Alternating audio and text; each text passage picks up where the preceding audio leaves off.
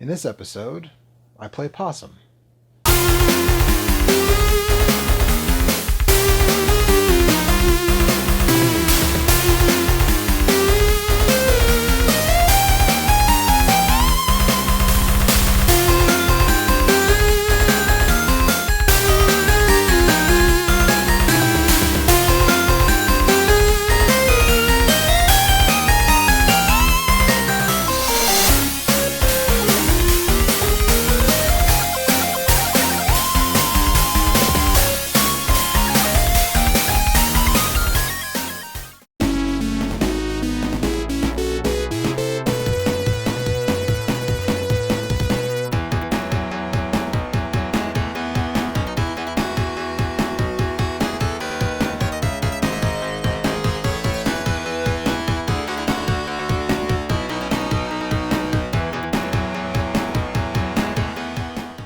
Hey folks, I'm Joe, and welcome to Same Name Different Game.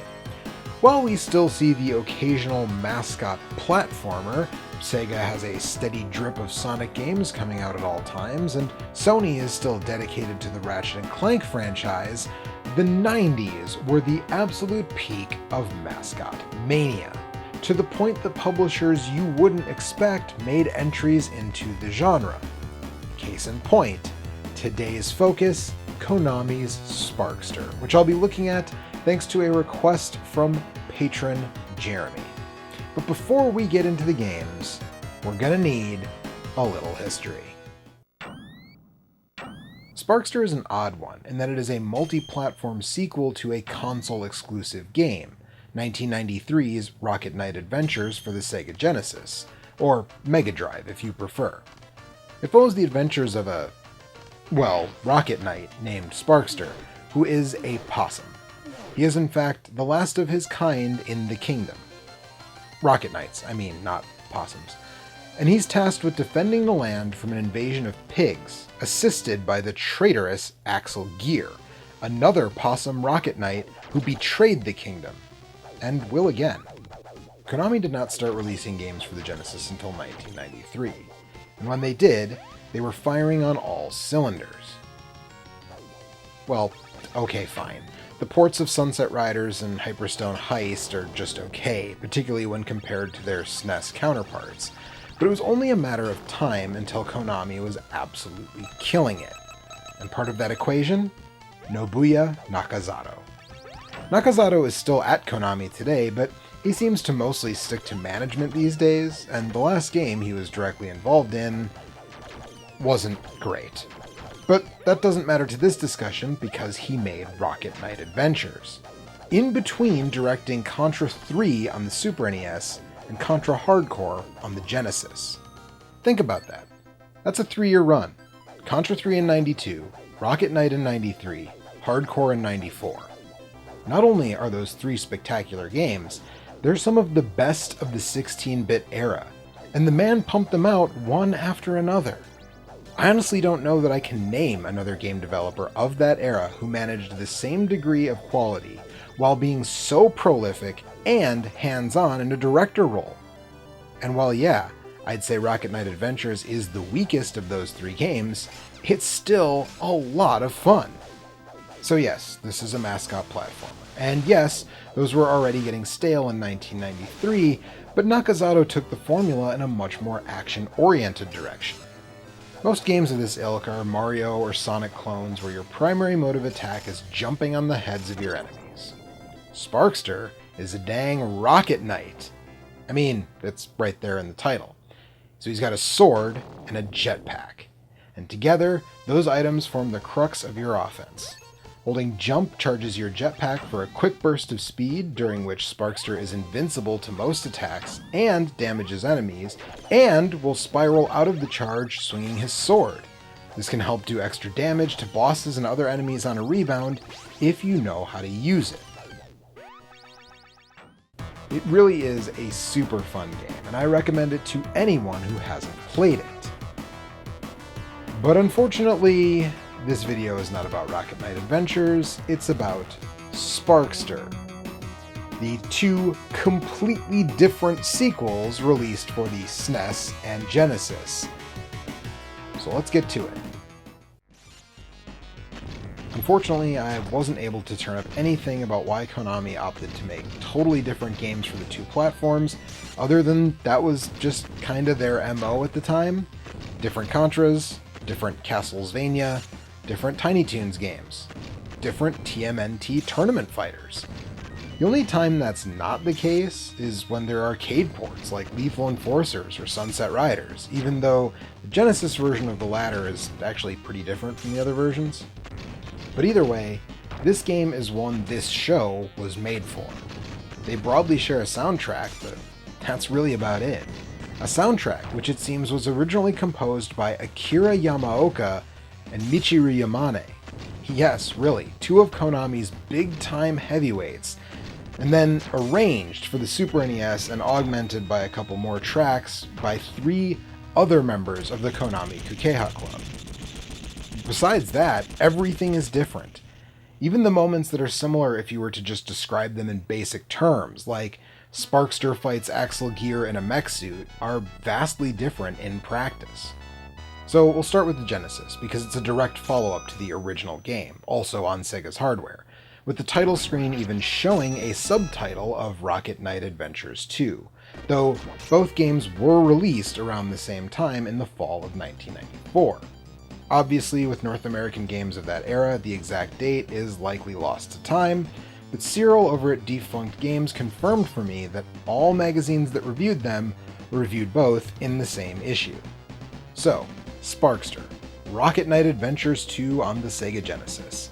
You may recall me having just said that Nakazato followed up Rocket Knight Adventures with Contra Hardcore, one of the absolute best games on the Sega Genesis, which came out right around the same time as Sparkster. That means that someone else was in charge of both Sparksters. In the case of the Mega Drive, it was Yasushi Takano, who worked on the original, but this and a PS1 dating sim RPG hybrid are his only directorial credits. And it kinda shows. Honestly, the best way I can sum this game up is that it's like the first game, but worse in every way. Like the antithesis of the platonic ideal of a sequel. With a bunch of weird design changes and choices that just cause the relatively enjoyable main gameplay loop to become needlessly frustrating. To the point that every compliment I have for the game comes with some kind of caveat.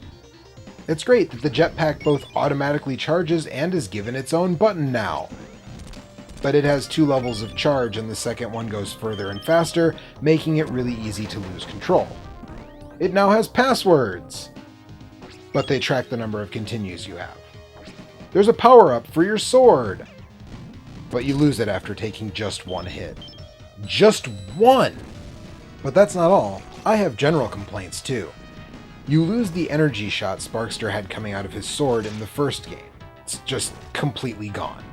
And he swings his sword a lot slower now. Speaking of slower, his movement in general is slower, and being a possum, he can obviously hang by his tail. Now in the first game, he's really quick when doing this, but here, the movement while upside down is like swimming in molasses. It's a bizarre choice. Also, while there are only 6 stages, they're all pretty long, and some are pretty tedious. And you need to hunt down hidden swords to get the gold armor, which is required to see the best ending. You also need to plan hard for that ending, by the way, because this was in an era when publishers just loved to do that.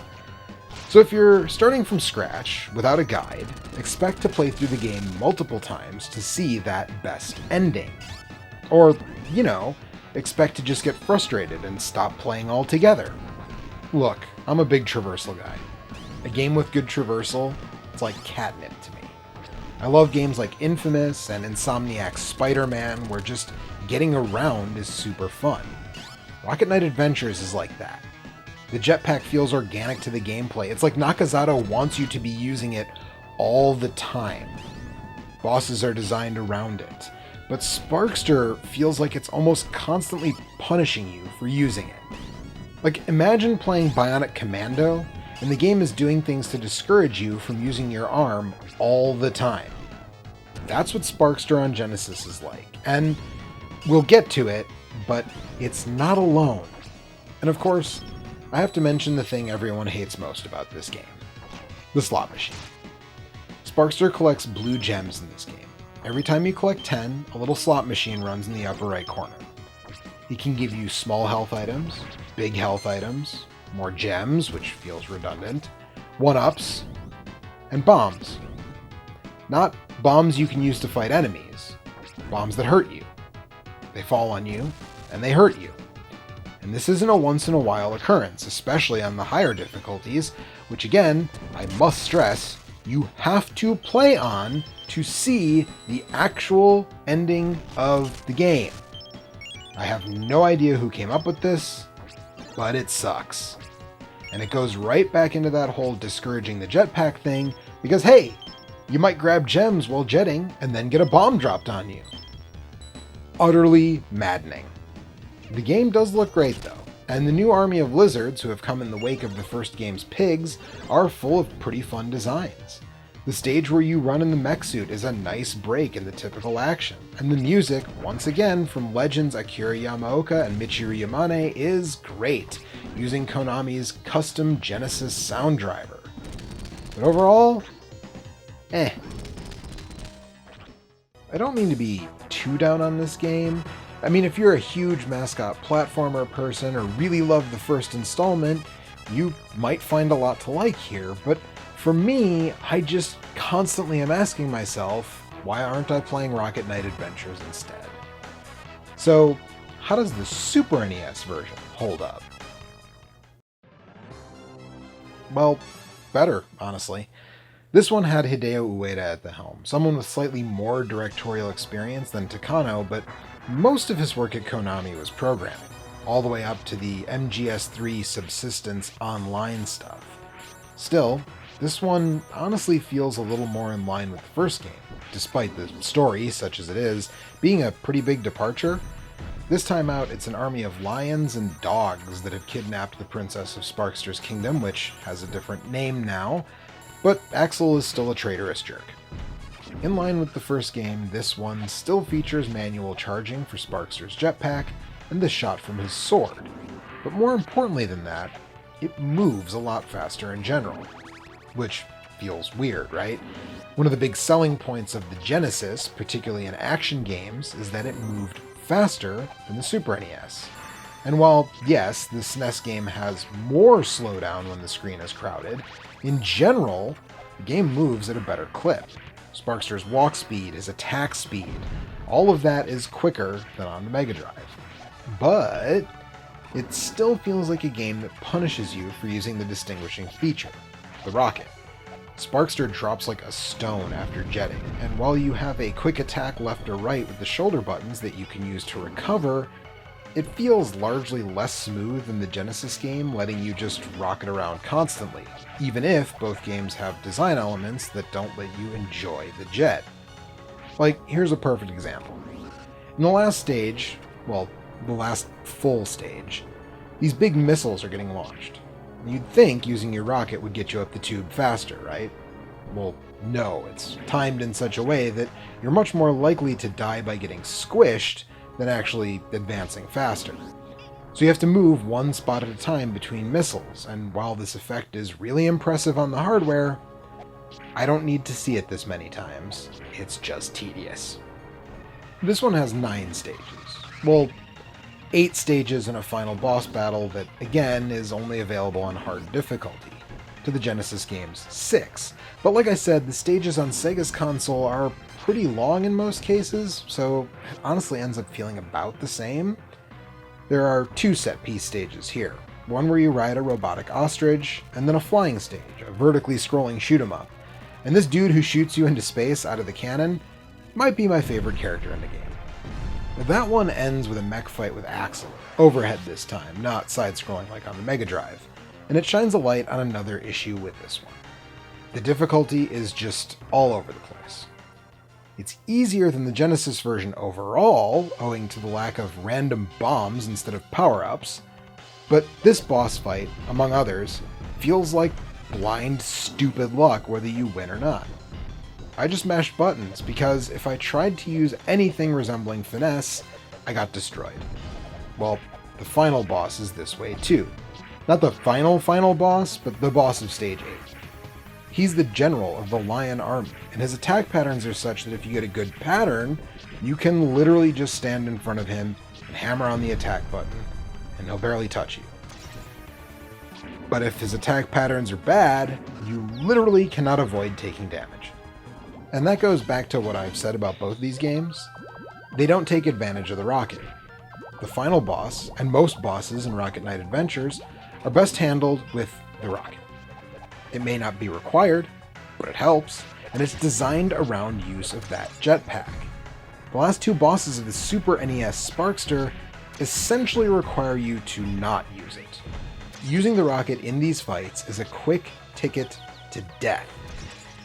And there's certainly something to be said for that idea. I mean, I love that Gunstar Heroes has a boss fight where you lose your gun, but these fights don't feel like they're taking away your primary tool in an interesting way. They just feel badly designed. Still, the stage design feels less cruel in this one. And with the better pacing of the gameplay, I'd say I like it just fine. It's uneven, but ultimately, I like it. It still suffers from the same general problem of the one on Sega's platform. It's just a less good version of Rocket Knight Adventures, so I generally feel like, why bother? You know? Even if I don't love these games, it must be said that they excel in the audio-visual department, so we gotta do like we always do, and take a look and a listen side by side.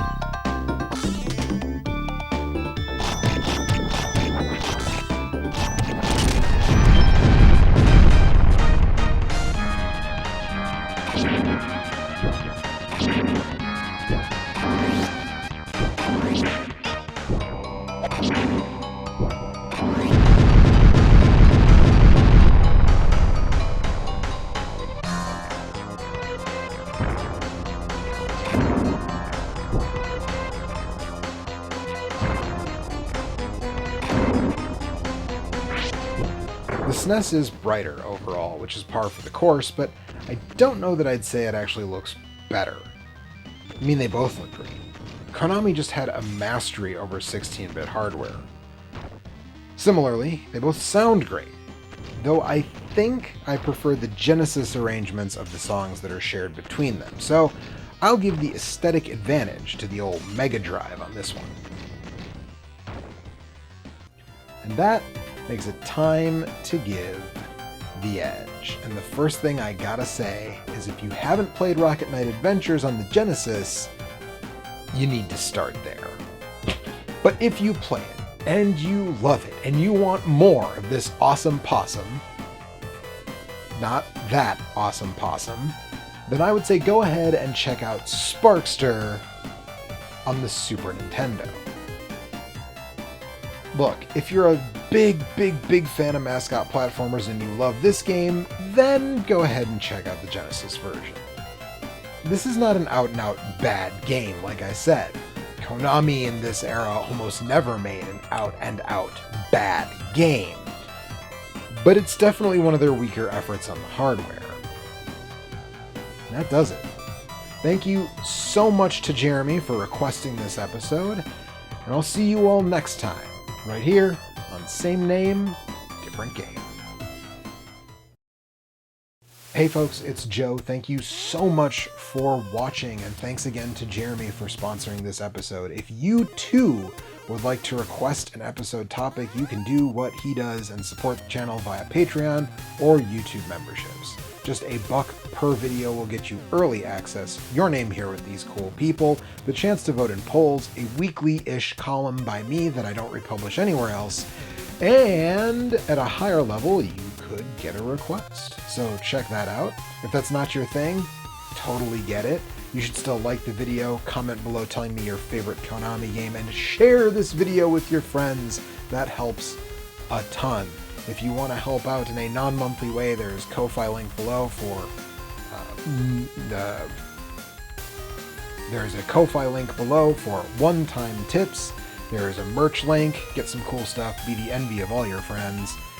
And there are affiliate links if you're going to buy some stuff from Castlemania Games or Stone Age Gamer anyways. Use that link and I'll get a little bit of a kickback. Helps keep the channel ad-free.